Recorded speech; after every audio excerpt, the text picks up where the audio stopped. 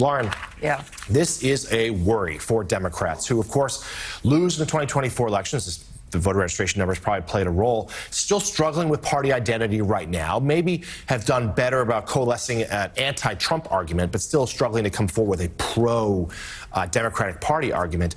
And we're seeing here, the numbers are the numbers. People don't like what they're hearing.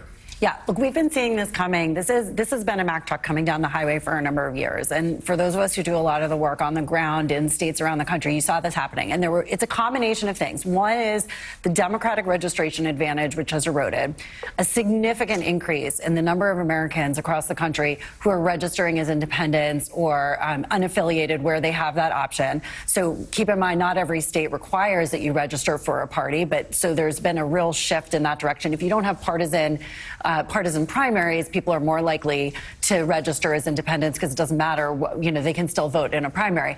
And then the third piece, which is that Republicans caught on in 2020 to the Democratic ground game advantage on registration and pushed hard. And we knew that this was happening. The malpractice on the part of the Democratic Party is continuing to try to convince Americans to be partisan in ways that they are not.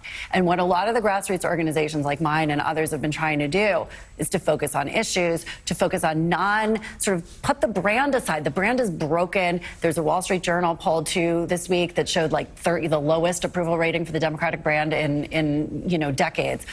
That's not the way to win. And Democrats need to figure that out. Where Democrats outperformed in 24 is where they ran very close to the ground on the issues and not on the party. And that's in those Senate races in Michigan, in Nevada, elsewhere. So there's a blaring sign here that says there's a very clear path. And it's not about doubling down on trying to fix the brand. Forget it. Move on. Do the work. Talk about the issues.